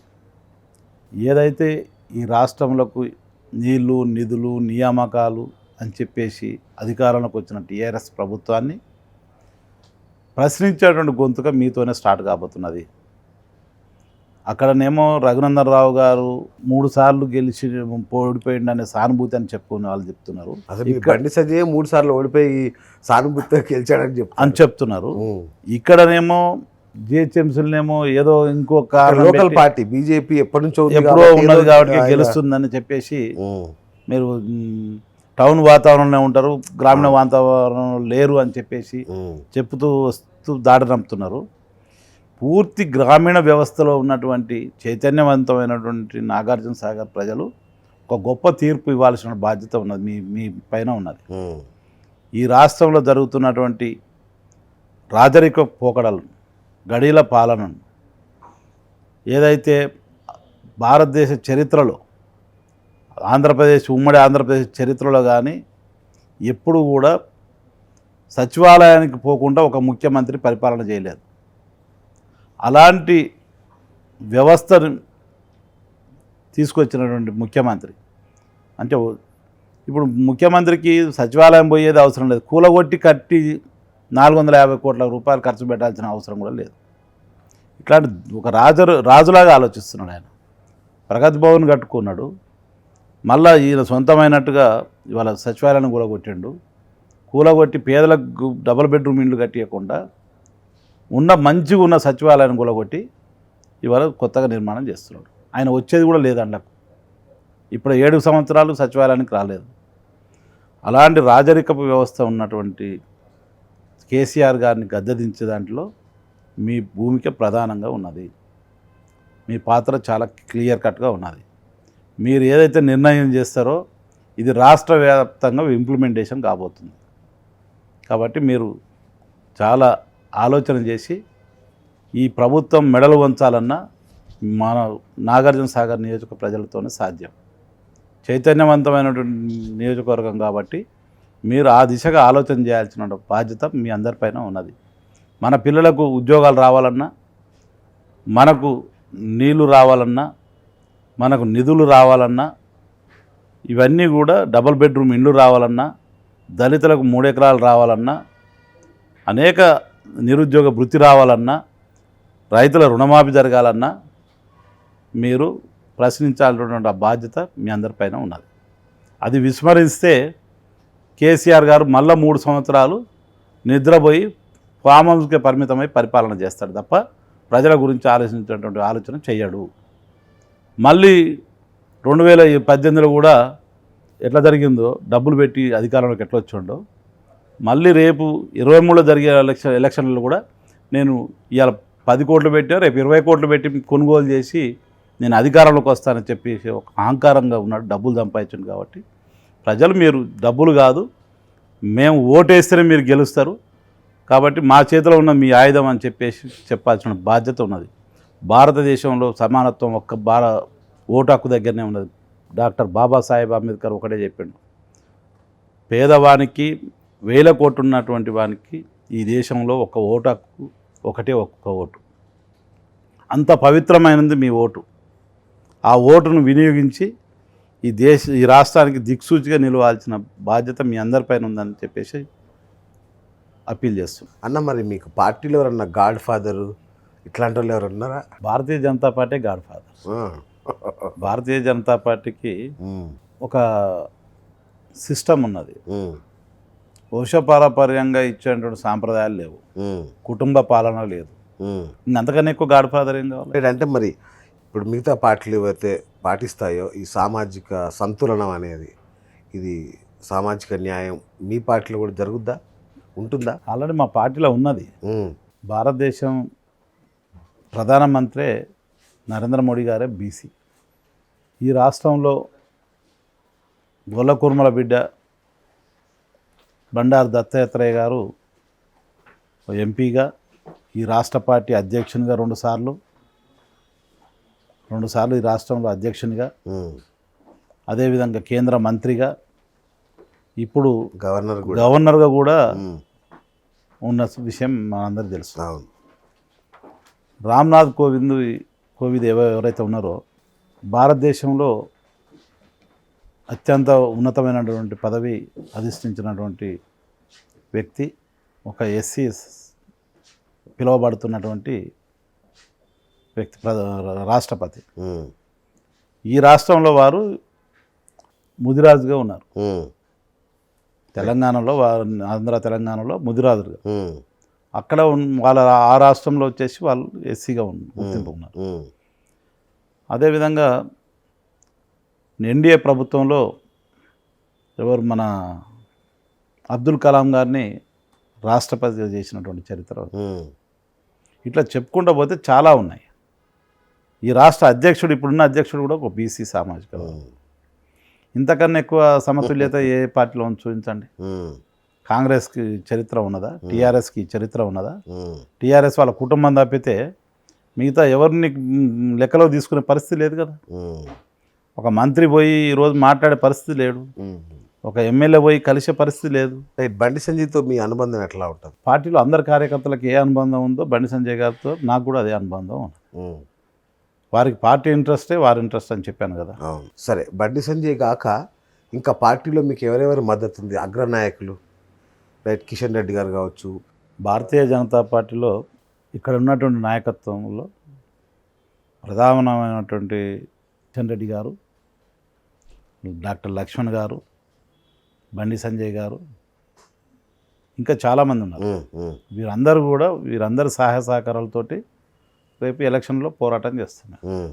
మీ నియోజకవర్గాల్లో తాండాలు, గిరిజనుల సంఖ్య కూడా ఎక్కువే. అవును. సో వాళ్ళ సమస్యలు, పోడు భూముల సమస్య కావచ్చు, ఇట్లాంటి చాలా సమస్యలు ఉన్నాయి. వాటికి ఏమైనా పరిష్కారం లభించిందా? లేదా. నిజంగా 60 సంవత్సరాలు అంత పైబడి కూడా గిరిజనులు అక్కడ నివాసం ఉంటున్నారు. యాదవుల తర్వాత సింగిల్ లార్జెస్ట్ కమ్యూనిటీ గిరిజనులు, అత్యధిక శాతం ఉన్నటువంటి వారు. అయితే అక్కడ పోడు భూముల సమస్య ఉన్నది. ఓకే. ఇవాళ రైతులు పండించుకున్న పంటకు పాస్బుక్లు లేవు. పత్తి కానీ ఇలాంటి CCSలో వేస్తానికి పాస్బుక్లు లేకుంటే వేరే రైతుల పేరు మీద తీసుకుపోయి వేసి డబ్బులు వస్తాయా రావనే సందిగ్ధంలో ఉన్నారు. అదేవిధంగా గిరిజనులకు 12% రిజర్వేషన్ ఇస్తామని చెప్పేసి కేసీఆర్ గారు చెప్పారు. రాజ్యాంగ పరంగా వాళ్ళకి రావాల్సిన హక్కు అది. ఓకే. ఉమ్మడి రాష్ట్రంలో 6% ఉండే, ఎన్టీ రామారావు గారు తెచ్చారు. 6% ఉమ్మడి రాష్ట్రంలో ఉంటే డివైడ్ అయిన తర్వాత గిరిజనులు అత్యధిక శాతం తెలంగాణలో ఉన్నారు. వాళ్ళది నిజంగా కూడా లెక్క సెన్సస్ ప్రకారం 10% ఉన్నారు. 9.93 ఏదో ఉన్నారు, 10% ఉన్నారు. వాళ్ళకు 12% అని ఆశ చూపించండి. నిజంగా ప్రభుత్వానికి చిత్తశుద్ధి ఉంటే ఒరిజినల్గా ఏదైతే ఉన్నదో 12%, 10% ఏదైతే ఉన్నదో అది రాజ్యాంగం కల్పించిన హక్కు. అది doctor Babasaheb Ambedkar ST schedule caste schedule tribal హక్కు వీళ్ళకి రాజ్యాంగంలో ఇచ్చిండు అవకాశం, హక్కు కల్పించండి. అది ఈయన కష్టపడాల్సిన అవసరం లేదు, ఆయాసపడాల్సిన అవసరం లేదు. రాజ్యాంగం ఇచ్చిన హక్కుని అమలు చేయటంలో చిత్తశుద్ధి ఉంటే సరిపోతుంది. అది పంపించాలి, వాళ్ళ పర్సంటేజ్ ఏది ఉందో అది కేంద్రాన్ని పంపించాలి ఒకటి సింగిల్గా. ఓకే, ఇవ్వటం ఇష్టం లేక ఒక దుర్బుద్ధితోటి మత ప్రాతిపదికన మనకు రిజర్వేషన్లు లేవు ఈ రాష్ట్రంలో కానీ ఈ దేశంలో కానీ ఎక్కడ కూడా. ఈ దేశంలో మైనార్టీస్కు 10% రిజర్వేషన్ అని చెప్పేసి అది ఇది రెండు కలిపి ఒకే బిల్లు పంపించినటువంటి చరిత్ర, దుర్మార్గమైన ఆలోచన విధానం కేసీఆర్ గారికి ఉన్నది. కాబట్టి మేము ఏమంటున్నామంటే, నీకు గిరిజనుల మీద చిత్తశుద్ధి ఉంటే నువ్వు 10% ఏదైతే ఉన్నదో వాళ్ళది ఒరిజినల్గా ఆ రిజర్వేషన్ పర్సంటేజ్ ప్రకారం నువ్వు బిల్లు పెట్టి అసెంబ్లీలో తీర్మానం చేసి కేంద్రాన్ని పంపించు. మేము మా ఎంపీలతో మాట్లాడి కేంద్రంతో మాట్లాడిపించి ఆ బిల్లు పాస్ అయ్యే విధంగా మా ఎంపీలు చూస్తారు. ఇక్కడ ఉన్నటువంటి బండి సంజయ్ గారు కానీ, మా అధ్యక్షుడు కానీ, మా కిషన్ రెడ్డి గారు కానీ వీళ్ళందరూ చూస్తారు. అంతే తప్ప నువ్వు తప్పుడు ఆలోచనలతోటి ప్రజలను మభ్యపెట్టేటువంటి ఆలోచనలతోని ఇవాళ గిరిజనులకు 7 సంవత్సరాల నుంచి ఉద్యోగాలలో కానీ విద్యలో కానీ చాలా నష్టం జరిగింది తెలంగాణలో. 4% రిజర్వేషన్ వాళ్ళు కోల్పోయారంటే నిజంగా కూడా రాజ్యాంగం ఇచ్చినటువంటి అవకాశాన్ని వాళ్ళు కోల్పోయారు. వాళ్లకు నువ్వు క్షమాపణ చెప్పాలా ముందుగా. రేపు ఈ మధ్యాహ్నం కేసీఆర్ గారు నాగార్జున సాగర్ రాబోతుండని ఒక వార్తలు వస్తున్నాయి. ఆ వచ్చే ముందు ఇది క్లారిటీ. భారీ బహిరంగ సభ పెడుతున్నాడు కదా. బిడ్డ అయిపోయింది, అల్లుడు అయిపోయాడు, కొడుకు అయిపోయాడు, ఇప్పుడు తండ్రి అయిపోతాడు. ఇక్కడ ఎవరు కేసీఆర్ కూడా అయిపోతాడు నాగార్జున సాగర్ తోటి. నీకు నిజంగా నైతిక విలువలు ఉంటే ఏదైతే అమలు చేస్తా అని చెప్పినావో, మేనిఫెస్టోలో పెట్టినావో, నిరుద్యోగులకు నెలకు 3,100 రూపాయలు ఇస్తా అని చెప్పినావు. 31 నెలలు అయింది. ముందు నిరుద్యోగులకు మొత్తం డబ్బు చెల్లించు ఫస్ట్. ఏదైతే ఉద్యోగాలు వేస్తా అని చెప్పినావో, ఇంటికో ఉద్యోగం అన్నావో, ఇవాళ రాష్ట్రంలో ఖాళీగా ఉన్న ఉద్యోగాలన్నింటినీ నోటిఫికేషన్ వేసి, అదేవిధంగా ఇక్కడ ఏదైతే గిరిజనులకు 12% రిజర్వేషన్ అని చెప్పినావో అది బిల్లు పెట్టి పంపించి, ఇక్కడ నల్గొండ జిల్లాలో మేజర్ ప్రాజెక్ట్ ఇప్పుడు నకలగండి ప్రాజెక్ట్ ఉంది, సొరంగ మార్గం. ఆ రోజు ఏం చెప్పిన 2014లో నేను చేసుకొని కూర్చొని ఈ ప్రాజెక్టుని కంప్లీట్ చేస్తానని చెప్పినాం. ఇప్పటి వరకు దాని ఊసే లేదు. నువ్వు దాన్ని కంప్లీట్ చేయి. ఇక్కడ ఉన్నటువంటి భూములన్నీ కూడా పారుగంతలకు వస్తాయి, ఈ జిల్లాలో ఉన్నటువంటి భూములన్నీ. ఇవన్నీ అదేవిధంగా రైతులకు రుణమాఫీ చేయి, డబుల్ బెడ్రూమ్లు ఇల్లు నిధులు కేటాయించు అడ్వాన్స్గా. ఇవన్నీ చేసి నువ్వు మీటింగ్ పెట్టు. నిజంగా నీకు శుద్ధశుద్ధి ఉన్నా, నీకు నీతి నిజాయితీ ఉన్నా, పేదల పక్షాన నీకేమన్నా ఆలోచన ఉన్నా, ఇవన్నీ చేసి నువ్వు మీటింగ్ పెట్టు. అప్పుడు నిన్ను మేమందరం హర్షిస్తాం. అంతే తప్ప ఇంకా మాయమాటలు చెప్తానికి వినటానికి ప్రజలు సిద్ధంగా లేరు. నీకు ఖచ్చితంగా నీ శకం కూడా ఇక్కడితో ముగించడానికి నాగార్జున సాగర్ ప్రజలు సిద్ధంగా ఉన్నారు. సూపర్ అన్న. అంజన్న, మీ కాన్ఫిడెన్స్, మీకున్న బలగం అద్భుతం. ఖచ్చితంగా పార్టీ మీ వైపు మొగ్గు చూపుతుందనే ఆశిస్తున్నాం మేమైతే. Thank you. మళ్ళీ 4 నెలల తర్వాత మనం ఇక్కడే ఎమ్మెల్యే హోదాలో మీరు ఇక్కడికి రావాలి, మేము మళ్ళీ మీ ఇంటర్వ్యూ చేయాలి. అలా జరుగుతుందని ఆశిస్తున్నాం. Thank you. కడారి అంజయ్య గారు మరి చాలా కాన్ఫిడెంట్గా ఉన్నారు. తానే అభ్యర్థి, తానే గెలవబోతున్నాను, త్వరలో అసెంబ్లీలో అడుగు పెట్టబోతున్నానని చాలా కాన్ఫిడెంట్గా ఉన్నారు. అంజన్నకు ఆల్ ది బెస్ట్ చెప్తూ ఇది ఇవాళ BS talk show. Keep watching top Telugu TV.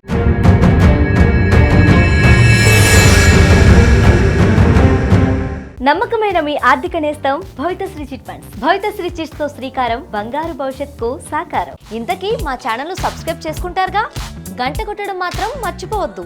Hello guys, this is Vinay Kuya. Hi, నేను మీ Sonakshi Varma. Hi, this is Avantika. This is Daystar Gopal. Please like, share and subscribe to Please subscribe it. Please subscribe to Please subscribe to like, share and subscribe to Top Telugu TV. Top Telugu TV. Top Telugu TV. Top Telugu TV. Top Telugu TV.